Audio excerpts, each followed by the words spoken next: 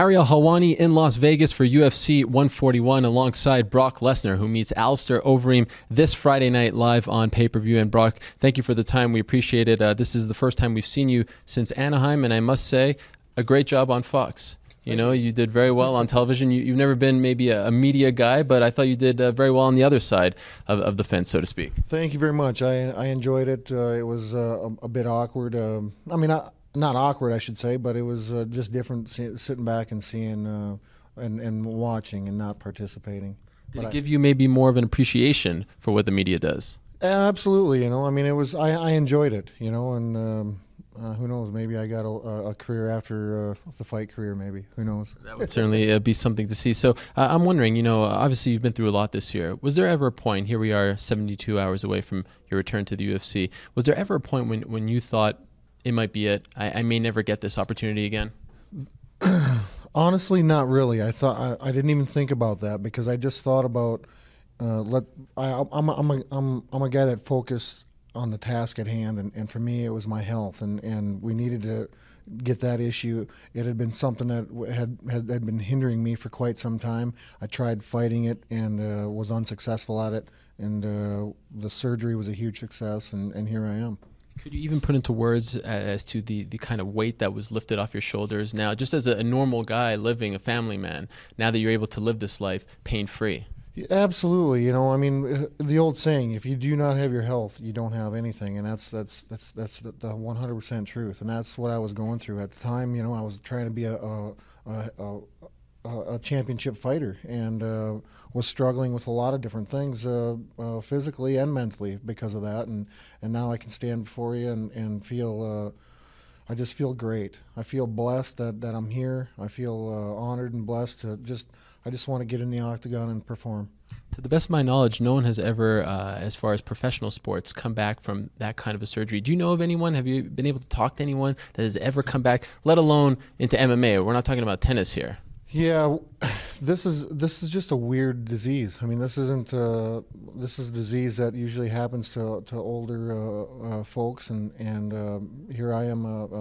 I think I consider myself a young man, but I think it was put before me to. There's challenges in life that you have to overcome, and here I am, and my next challenge is against Alistair Overeem. When you were ready to return, did you ask for Alistair Overeem, or did the UFC offer him to you? I was riding in my tractor on my farm in Canada, and I got a phone call, and they proposed Alistair, and I said, absolutely, let's do it. I feel good, and just let me get my crops off the field and get home. At the time, I hadn't even started training, so but I was ready. It was game on. I knew that the surgery was a huge success, and I healed, normal, and I was ready to go. How familiar were you with him and his resume in the sport? Not very familiar. Like I said, when I first got into this business, I didn't ask for. I don't think I've been given too many favors, other than just getting my ass thrown into the wolves, and that's what I'm prepared for. So. And I think when you enter this arena, that and anytime a fighter enters the octagon, the slate is wiped clean. Because it's just it's a whole nother arena in there. Do you think that will be your legacy? And if so, are you happy with that being your legacy? A guy who came in with limited experience but never had a gimme fight. Fought a former champion in his first UFC fight, fought for the title in the next, Heath Herring, but then for the title. And then you fought one top guy after the next. And that's the one thing that even your detractors will say about you, that you've always fought the best. Are you okay with that being your legacy? No. I want to be the best heavyweight champion in the world. That's what I want to be. Are you the kind of guy who watches tape on your opponent, and if so, have you watched tape on Alistair Overeem? Absolutely, it's part of the it's part of the training camp. You cannot prepare for your opponent if you don't watch, and we've watched plenty of film on him, and I think we're well prepared for him. What kind of holes do you see in this game when you watch tape on him?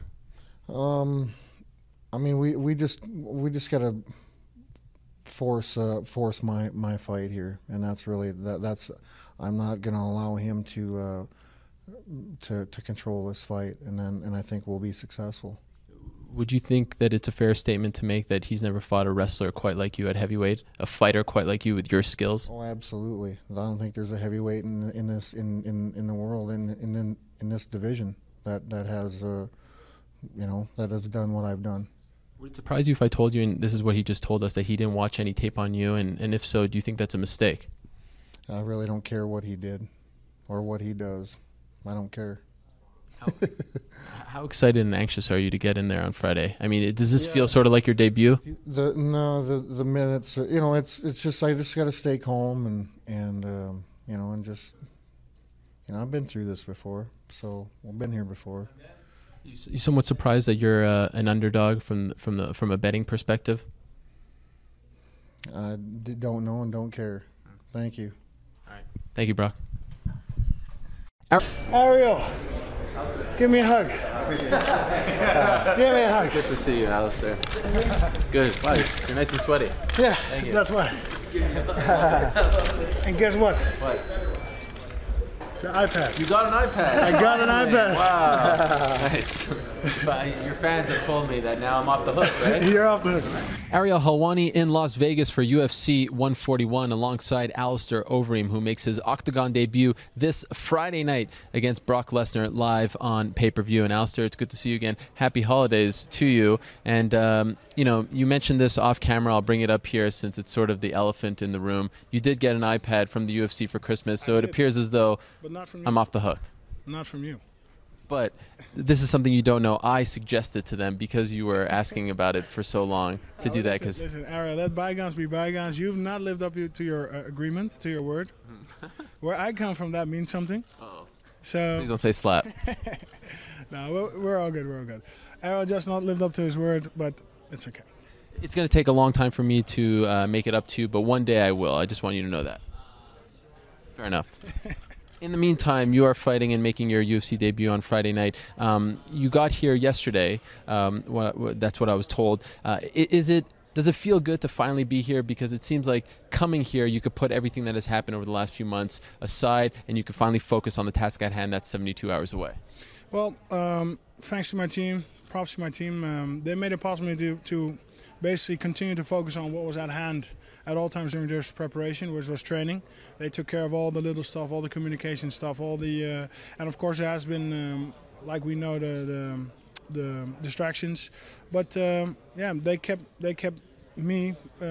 They kept the distractions to a minimum, so I could keep focusing on training. Now I am happy that I'm here.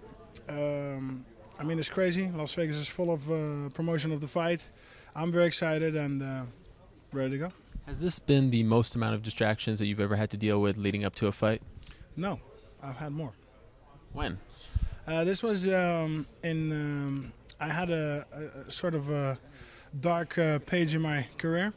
It was 2006, 2007. I had 3 consecutive losses in Pride. What happened at the time? My mother was diagnosed with cancer, most aggressive form. We didn't know if she was going to live or not. She had the most harsh treatments. That was back then. Then I became a father of a lovely daughter, but she was a crybaby. So the first 6 months I couldn't get my night's sleep in. And at the same time I had a company which I had to work for in the day. I started a magazine, which was really nice to own a company, but it just took a lot of focus and energy away from training. And that really took me apart, and that caused the 3 losses. So when I look back at this situation and compare back to then, this was nothing. And also a big note is back then I didn't have the team that I have now, which take all the irons away from me and all the distractions. You also don't have the team that you had just a few months ago. How different has that been for you, and what kind of a transition have you had to make? Because when you surround yourself with some new faces, you do have some familiar faces like Robert Flamingo, but you do have some new faces around you. It takes some time to get used to that. So what kind of transition has that been for you? Well, luckily I already expanded to other gyms for training camps, and I already knew the gentleman that I'm working with now for some time.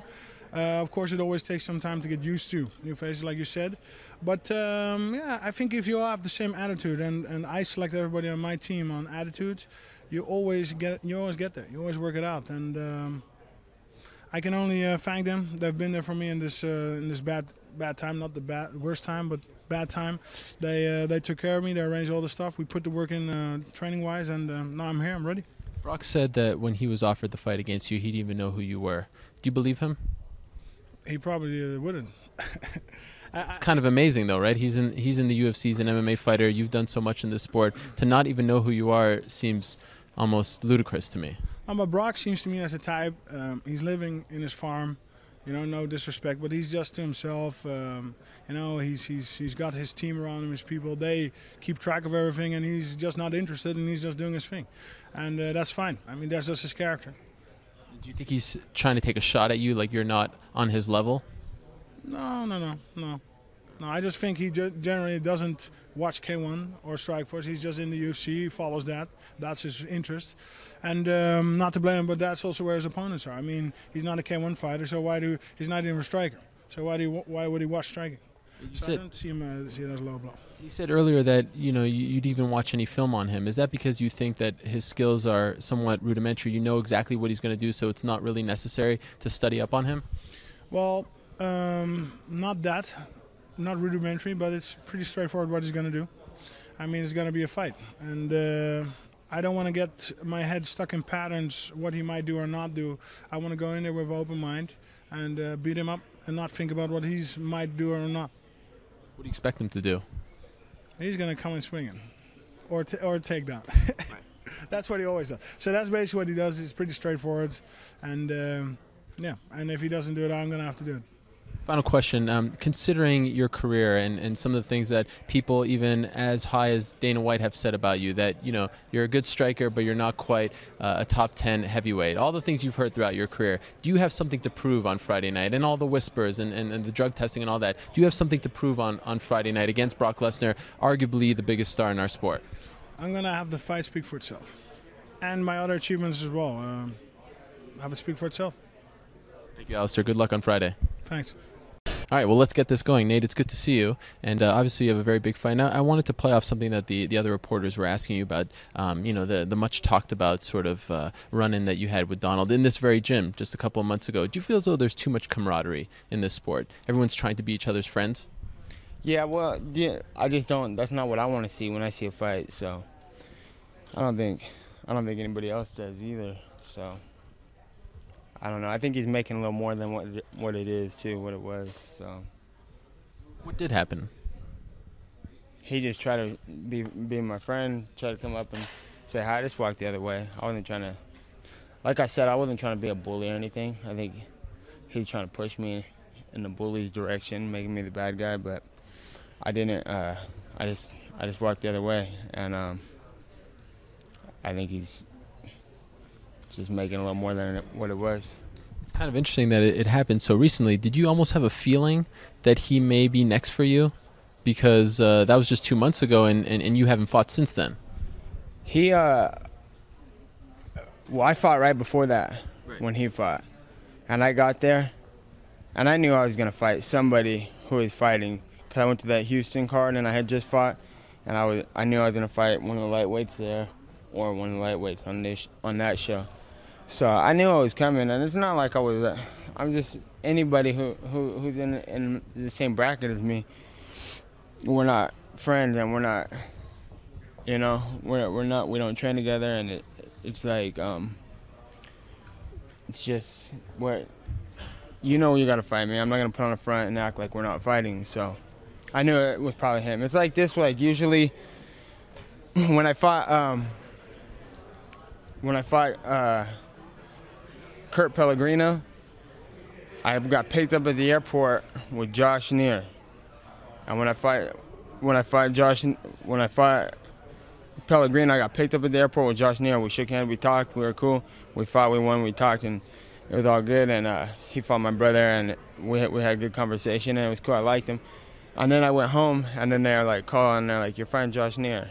So I'm like, yeah, I went and made best friends with the guy, good friend with the guy that I'm fighting. So I went to that fight and fought. Got done with that fight. They sit me next to Clay Guida. So have us do an interview together and want us to be friends and talk. I was like, all right, good fight, good to see you, whatever. I go home, they call, "You're fighting Clay Guida." and then I go fight Clay Guida. I sit in the room with Joe Stevenson, who I was already cool with from past, and then I do whatever and say what up, good fight. Go home. You're fighting Joe Stevenson and carry it on to Melvin Gillard, and so I'm like, I make the mistake every time, and it's not like I'm not trying to bully nobody. Like I said, it's all good. I could respect anybody who fights in the UFC. It's a tough sport. Everybody's got to work hard and train hard. They're athletes. I'm an athlete, and I think it's great what they're doing. But I got to fight, so you go your way and I'll go mine. I got friends, I got my team, and I'm not going to put on a front. But I'm not trying to be a bully. I'm just trying to, do what I got to do to survive in this UFC, MMA type of game. If he wins on Friday, and even if he doesn't, it's his fifth fight this year, and he's looked very good thus far in the UFC. And even if you go back to what he did in December of last year against Chris Hordeski, it's almost 6 fights in the span of 365 days. Have you been impressed with him, with what he's done this year? I think I've done stuff like that. I fought before I got in the UFC. I was fighting 5 times a year, and then I fight anywhere from 3 to 5 times a year. So. It's nothing I haven't done or my partners haven't done. So if I come out of a fight unscathed, I'm ready to fight the next day too. So, but whatever, yeah, he's on a roll. He's on a win streak, and I lost to 2 guys who were Don Kim, who was supposed to get a title if he beat Condit, a title fight, and Roy McDonald, who was underrated, who I knew was tough, and no one else knew who he was. And both of the guys, I didn't think they did anything to me. They just were maybe bigger than me, and it wasn't even the fact. It was just I went about the fights a little wrong. I should have done a little different thing, but I don't know. I've had some tough fights, and I'm just working hard, trying to win and do what I got to do. Hopefully, I get a rematch with some of those guys one day, and but yeah, take nothing away from him. He's on a roll right now, so that's good for him. Both of those fights were at 170. Again, at 155 against Gomi, you look fantastic. Prior to going up to 170, you look fantastic. Even at the beginning of your run at 170, you look fantastic. Does a part of you regret going up to 170 only because you probably would be closer to a title shot at 155 had you not moved up? Yeah, well, the guys at 55 that were the guy at 55 that I lost to, little slim decision, were at the top of the division. So, and I went up to 70, and I was trying to come back to 55 before I got those 2 losses. And they're like, we want you at 70, and everybody was like, yeah, stay at 70. So, and then at this time they were offering me fights, Don Kim already, and I was like, all right, well, I'll fight whoever, so let's do it. But I'm going back to 55. Because I want to get back in there. Gray Maynard fighting for a title. Clay Guida and Melvin Gillard, they're both at the top of the division. I fought them, and I thought I beat Melvin, and I thought I beat the other 2, Gray and Clay.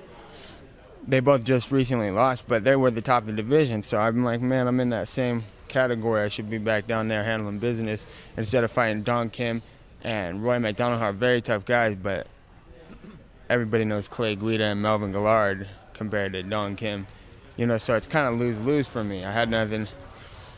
I mean, I did have something to win, but like no one knows those guys. They were kind of more known off of beating me, I think, than if I could just fight the top guys in lightweight. So, but I was never planning on going and sticking around at 170. I said I'll fight at 70, 85, whatever, for a couple fights if I'm going to keep getting robbed for decisions. So.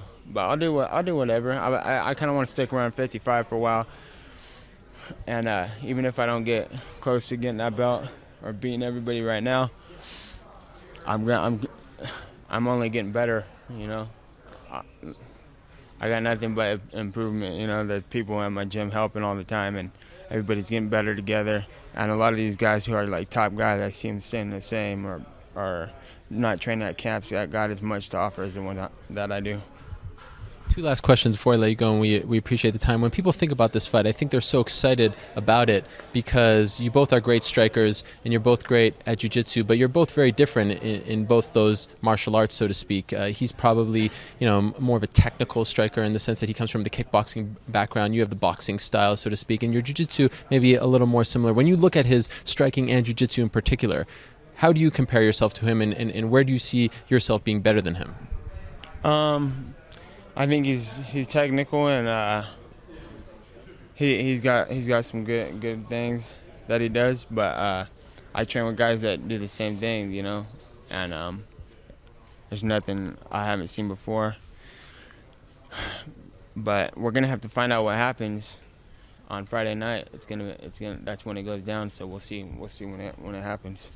And final question, obviously had a long chat with your brother just a couple of months ago prior to his fight against BJ Penn. He talked about sort of his love of the sport, or maybe lack thereof, how he doesn't really enjoy doing this as much as he once did. Do you share the same feelings, how you don't really like fighting, but you like the training and whatnot, but you don't actually like the sort of art of fighting when it comes down to it? I love fighting. I love the martial art. I love martial arts in general. I love, you know what I'm saying? I grew up on you know, Van Damme, Bruce Lee movies, and I was like, that's what I want to do. Me and my brother, we did karate, and I love everything about fighting. I think it's great. I can't get enough of it. I sit at home all night till 5 in the morning sometimes, just looking up martial arts. I'm not watching at home all night, you know, UFC, wrestling matches. I do half the night, but it usually turned into watching, you know, more historical martial arts stuff. But sometimes I think what he's trying to say too is the way this sport is, the way it goes, you know, it doesn't favor the better fighters. I like good fighters, and I can appreciate really good fighters. You know what I'm saying? The best card I could imagine lately was that Shogun and Henderson and Vanderlei. It was just like a step back in the time, only with a cage now, you know. So it's just like two guys going in there. And I remember watching Henderson and Ninja Hua fight, and that was like one of my favorite fights because those were my favorite fighters at the time. So I could appreciate really good fights and fighters, but I could appreciate the wrestlers too, and the way stuff goes. But I don't like how it favors it, and I don't like how you're gonna have, you know, all champions be collegiate wrestlers just because they're better. I thought this is the Ultimate Fighting Championships, not the Ultimate Wrestling Championships, you know. So whenever you got a guy in there fighting and trying to damage his opponent and just like do good technical, good stuff, that's an art compared to athleticism. And because we could do that too, that athleticism stuff, but it's just good to see good martial arts. Nate, thank you for the time. Good luck on Friday. Thank you. All right, well, Ariel Helwani in Las Vegas for UFC 141 alongside Donald Cerrone, who meets Nate Diaz this Friday night live on pay-per-view. And Donald, good to see you again. And it hasn't been too long since we've seen you. And I remember you saying to us after your win over Dennis Seaver, I want to get back in there at least one more time. Did you really want to get back in there, or are you just saying that? No, I mean what I say always, every time. So I'm not one of those guys that just say shit. I truly believe. So if I say you're a mother, that's what I'm saying, right? I don't know. You just call me a... Oh. I was just saying that. All right. Did you call the UFC and ask them to fight one more time, or did they hear that? Yeah, I said it right there on the teleprompter, you know, and Joe Silva came right back like, you want to fight? I got to fight for you. I was like, let's go. And it was Nate Diaz. It was kind of weird hearing about this story that I believe happened in this gym where you crossed paths. It's almost like he knew that you were next for him, and he didn't want to talk to you. Did you find that to be a little strange? I never looked at it like that, but... maybe that could be it. I don't know. Maybe they gave him, if Donald wins, we'll give you. It's a good question. I don't know. Don't have any idea. I'm trying to see where because you're always very open about who you don't like. Right. So if we're talking about like Jamie Varner being tops, then maybe Cole Miller, Nam Fan, where does he sort of rank in between those guys? I don't. Man, what the weird thing is I like him and his brother. I've always talked, well, I guess poorly, goodly about them, if that's the right word. The throw down. And they have the mentality, well, they will fight. They show up and they come and they bring it every single time. And so I got nothing bad to say about the guy other than the conversation we had. But, no, I've been a fan of the guys. You know, I always say those dudes, they don't give they'll fight in the ER room. You know, they're crazy. And I like that. What do you think of his striking? Considering your background as a technical kickboxer, what do you think of his striking? I think it's hard for a boxer to fight a kickboxer. And that's my opinion on that. So where do you think it would be best for him to keep this fight? Like if you're Nate Diaz, where would he want to have this fight? Because you're great off your back, we know that. Your wrestling has improved. You're a great technical kickboxer. So if you're looking at it from his perspective, where do you think he'll try to keep this fight? I have no idea. Hopefully he just closes his eyes and swings. And then you catch him. Yeah. You've had an unbelievable year, a historic year. If you win on on Friday, old habits die hard. You'll go 5-0 this year, and I believe outside. Calendar count December. Right. Well, yes, but that was like December 16th. Okay, fine. Chris Ordesky, absolutely. But okay, 6-0, let's say. Will it not feel as special if you lose this one? Because this is the most important of all those fights. I think your next fight is always your most important fight, which is stupid to me. I hate that, And why is it? I mean. I don't know. I don't look at it like that. I look at this is it's time to go to work and time to go do what I do, So is there a lot of pressure, wager, co-main event? No, I don't care. I don't care when I fight, who I fight. Doesn't matter to me. You've always said that you don't care about titles as well, rankings, all that. If you win this fight, there doesn't appear to be anyone above you in the 155-pound weight class. Do you think that if you win, you will then earn a title shot against the winner of Edgar versus Henderson? I do not care. You sincerely don't care? Because you say you get a lot of money. You'll get a lot more money if you're the champion. Yeah, I don't know. Put it that way, it's kind of good, right? That way it's kind of good, but there's a lot. Like I said, there's a lot of added pressure that goes with holding that belt, man. And mentally, I'm ready. A year ago, I wasn't ready at all, So, kind of got to step back, like you guys say, and take a look. But if they give it to me, I'm gonna go for it. I'm not gonna turn it down by any means. But am I asking for it? No. Do I want a couple more fights to figure out the bugs, to figure out what am I doing that? What great success is helping me with doing all this so I can continue to have that? That's what I want to do. So yeah, a couple more fights is what I want. If they offer it to me, I'm going to take it, and I'm going to win. Will you watch that fight? Yeah, for sure. I like Ben, a friend of mine, You got to. Considering you fought him twice, do you think if he wins... No, I'm going to whip Ben's ass. But do you think you'll get a third shot at him? Because that doesn't happen often. Well, this is for a whole new belt. This is the real deal. Those were practices. Right, all right. Thank you for the time, Donald, and good luck on Friday. You're welcome. Good luck, Ben. Ariel Helwani in Las Vegas for UFC 141 alongside John Fitch, who meets Johnny Hendricks this Friday night live on pay-per-view. And John, welcome back. It's been a while, and I'm sure you're very happy to be back. First things first, just want to talk to you. It's an interesting spot that you're in. You're in the third most important fight on the card, I guess you could say, in terms of the way they've been laid out, yet not at the media workouts, not at the press conference. There are only 2 fights sort of being promoted heavily. Does that bother you at all, considering all that you've done as of late? No, my bottom line is I'm here to fight. I want to fight, and that's all I really care about. If I don't go to the extra interviews and stuff like that, it doesn't really bother me. I'm just excited to be back and be back in the flow and back in the vibe and get to see the fans and be back in a UFC and fight again. It's been too much of a layoff. I hate downtime, and I'm even enjoying like the interview process and the picture taking and all that stuff. I'm actually in a much better mood than I normally am. Now, obviously, the last time we saw you was in February. That was when you fought to a draw against BJ Penn. Since then, you've battled injuries, surgery, and whatnot. When you were sort of, coming out of surgery, you tweeted pictures of yourself in bed. You couldn't do much. You had the big cast on and whatnot.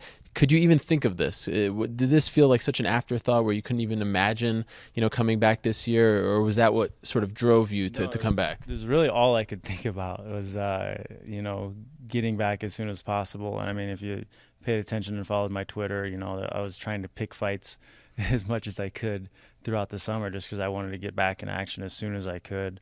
I think, the UFC went out of their way and spent a lot of extra money that they didn't need to help make sure that my shoulder was repaired and taken care of. And I think that's one of the reasons why they had me wait a little extra longer to make sure that their investment would actually pay off. So, it's frustrating to be out, but I'm back now and I'm back to get to work and back to get my title. That's interesting because I guess we in the media like to sort of paint this picture that you and the UFC don't really get along, yet you say that they went out of their way to help you out and to really, go above and beyond to take care of you while you were, recovering and whatnot. So was that something that you asked them to do? Was that something that they did on their own? Was that part of the health insurance process? No, the way it went down is they're responsible for any injuries that take place in the fights, and that means that I could have gone off and found my own shoulder doctor, done my own stuff, and they just would have paid for the insurance for later. But they went out of their way, found me a great shoulder doctor in LA. They flew me down there, put me up in a hotel. They went far out of their way to make sure that I was taken care of. and that's very appreciated. And I think it helped a great deal with my recovery and getting me back as sooner. And we have a good relationship. I love the UFC. I love being here. I advocate speaking out how I think the sport should go. Whether they agree with me or not, or I agree with them, it doesn't really matter. I mean, you can have disagreements in a family and still be a family. But for me, it's, I want to make sure we stay true to the sport, and I don't want to see us become pro wrestling, because I hate pro wrestling. I was betrayed by pro wrestling when I was a child, and I don't want to be doing that to some other kid now who's watching fights and UFC fights and watching me and other guys and thinking that it's real. I want to make sure that it's real. How were you betrayed by pro wrestling? Well, when I went to my first wrestling practice in the 4th grade, I found out that pro wrestling was fake. And that was the worst ultimate betrayal I could have ever encountered in my life at that time. And since then, cold turkey, shut him off. Shut it off. Threw all my wrestling stuff away like that day. Wow. I was just over it. Now, why do you think that MMA could be becoming pro wrestling, or at least perceived that way? Because I want to make sure that it stays a sport, and the sports are about who wins, who's the best at what they do. And this is about fighting and who's the best at the fight. UFC 1 was about the Gracies demonstrating that Brazilian Jiu-Jitsu was the best style for fighting. Well, now everybody learned that, and then they learned a lot of other styles. And now it's about games and individuals' games in the fight game, and not so much just one style. Like Bruce Lee said, there's no one best, martial art. It's got to be mixed all together. So now you have guys who have mixed it all together. Now it's about games, each individual's game, and how they can put their game forward and use their game and their skill sets to win fights. And I want to make sure that it stays true to that, because that's real to me. Just setting up, 2 random guys off the street because it's exciting because they punch each other a lot, it doesn't make sense to me. It's not a real fight to me. I want to see the best guys, the best games up against each other. You're not the first to bring this up, that you're afraid that the trash talking and all that sort of, gets more attention than someone who just goes out there and wins. But do you feel as though it's all sort of falling on deaf ears? Because at the end of the day, those guys are going to get more attention. And let's say someone like yourself who just goes out there, puts on his hard hat, blue collar type of guy, wins, but maybe not garnering the same kind of attention. At the end of the day, there aren't enough of you out there to really change the way things are going. I think on a long enough timeline, there will be enough of us. There's enough fighters now who are developing those skill sets to win and keep winning and do well. And I think the focus will shift, because I think, the expansion of the sport is kind of powerful right now. And a lot of that trash talking, a lot of the outside stuff is involved with the expansion of the sport. Well, once that sport's expanded, I think it's going to fall back on, the base of the sport. Does the sport have legs? And I think guys like me, and there's plenty of other guys like me who fight the way I do, or fight with their skill set, regardless of what their skill set is, that's going to support the sport, and it's going to carry it forward. How much of a setback do you think your fight result with BJ Penn was for you, considering the fact that there was talk that you were maybe going to fight for a title if you won? You ended up fighting to a draw. How much of a setback was that in your opinion? Yeah, it was huge. I dropped the ball. I started flat, and it was my fault. I should have woken myself up earlier. I should have started the first round like I finished the third. So, I did. I lost. I had a huge opportunity. If I would have started the fight off the way I finished it, I would be fighting for a title, or I'd be in this mix right now that's going on. So yeah, I kind of screwed myself a little bit with that. But regardless, I had to make up for that with the big win on Friday. Did you take BJ for granted? No, I think just mine was somewhere else. I don't think I was focused where it needed to be, and it wasn't until about the second round that I woke up and realized that I was in a fight. When you say that, for a fan watching this, this is obviously your job. How could you not be focused on the task at hand? What was going on around you? I ask myself the same thing sometimes. But, there's all kinds of stuff going on. I was fighting for the first time in another country. As a main event, a lot of extra interviews, a lot of extra stuff going on, new diet, being married for the first time. So many different outside things, and just not letting my mind get focused the way I needed it to. You're 21-1-1 in your last 23 fights, if I'm not mistaken. Yet, when people talk about the top contenders at 170 now, they talk about Condit, Diaz, Ellenberger gets mentioned, Sanchez. You don't get mentioned as much. Why do you think that is? When you're on the shelf and you're injured, you kind of disappear. You add that with you're only as good as your last fight, and you put a draw with being on the shelf, and then you pretty much disappeared from a lot of people's consciousness. So I have to be aware of that and put myself back in everybody's forebrain on Friday night. When the UFC called you up and said they want you to fight Johnny Hendricks next, what was your reaction? I was hoping for one of the guys who's been, in the mix for the title and that kind of stuff. But being off as long as I have, I just need a fight. And Johnny Hendricks is a very tough opponent. He's got a very high skill set. And, I've had a history of fighting really tough guys that people don't know about. And those guys end up doing really well in the UFC after we fought. Johnny Hendricks may not be as big a name as some of the other guys we just mentioned, but could he be, in your opinion, just what the doctor ordered in the sense that he is a great wrestler and he will maybe take you out of your comfort zone, and maybe then you could show off your striking. Maybe then something emphatic could happen where you do something a little more flashy than you've been used to doing, especially in your last couple fights. Well, I think the most important thing is that he's a tough opponent, and he's somebody who's going to come forward and he's going to fight. I don't see him giving up or being content with not being finished as a result of a fight. I think he's going to fight to win. Have you been impressed with what he's done as of late?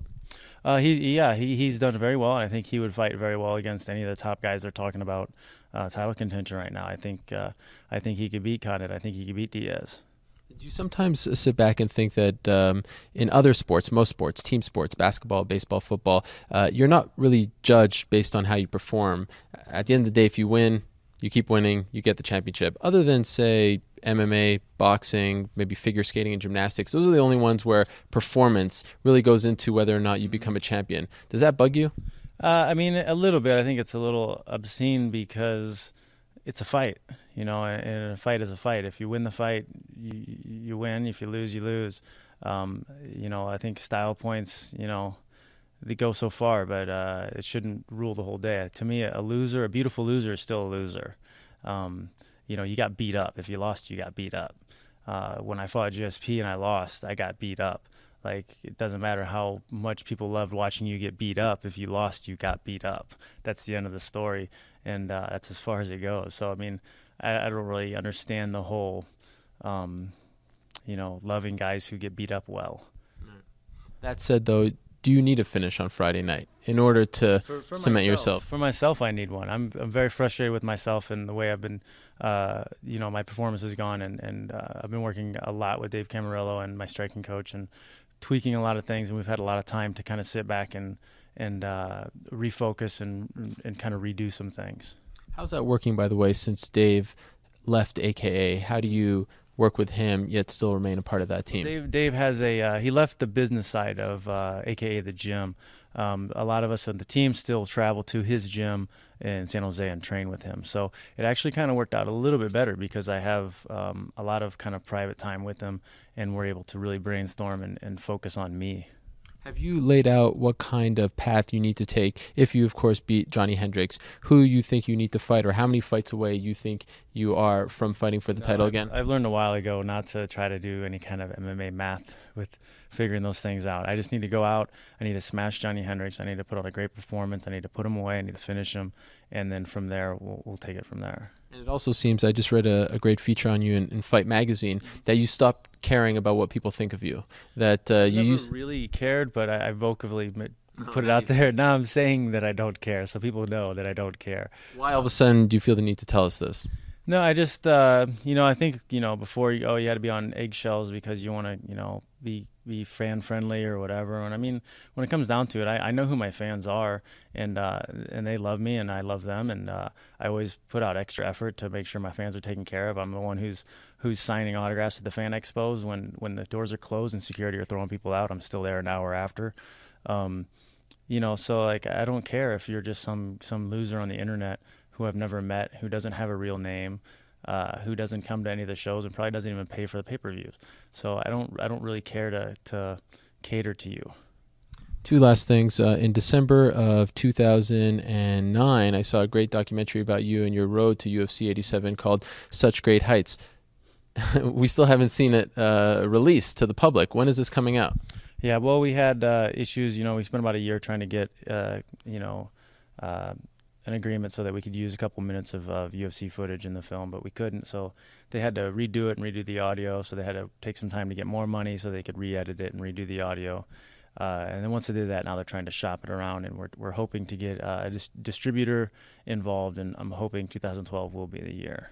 All right, and final question. You know I'm a big fan of your video blogs and your narration skills. Will we see any video blogs this week leading up to UFC 141? I lost my camera this summer a little bit ago, so I'm waiting to get another camera, and there'll be more video blogs for sure. I just been kind of stifled. Plus, with training, being back in the gym, not having the extra time to kind of sit around and edit and goof around with that stuff. I've been really focused on training and excelling and getting my fight game where it needs to be.